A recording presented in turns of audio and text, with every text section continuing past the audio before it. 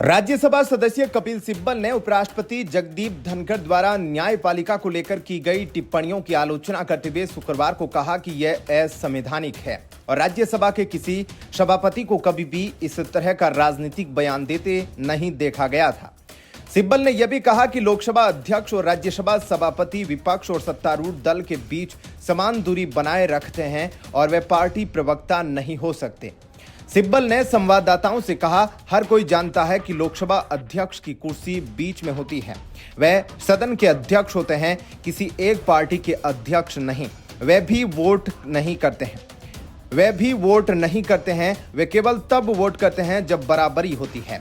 उच्च सदन के साथ भी यही बात है। आप विपक्ष और सत्ता पक्ष के बीच समान दूरी पर है।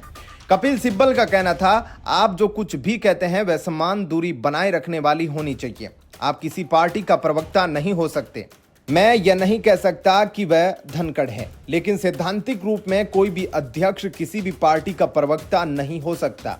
अगर ऐसा लगता है तो आसन की गरिमा कम हो जाती है। सिब्बल ने 1995 के सुप्रीम कोर्ट के उस फैसले को याद किया जिसमें तत्कालीन प्रधानमंत्री इंदिरा गांधी के चुनाव को अमान्य करार दिया गया था। उन्होंने कहा, लोगों को याद होगा कि जब इंदिरा गांधी के चुनाव के बारे में सुप्रीम कोर्ट का फैसला आया था तो केवल एक जज जस्टिस कृष्ण अय्यर ने फैसला सुनाया था और उन्हें पद से हटा दिया था।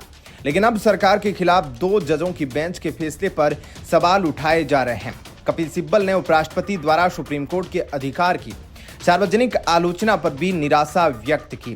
उन्होंने कहा, जगदीप धनखड़ के बयान को देखकर मुझे दुख और आश्चर्य हुआ। अगर कोई संस्था है तो देश भर में जनता का भरोसा जीतती है तो वह न्यायपालिका है। राष्ट्रपति केवल नाम मात्र के प्रमुख है। राष्ट्रपति मंत्रिमंडल के अधिकार और सलाह पर काम करते हैं।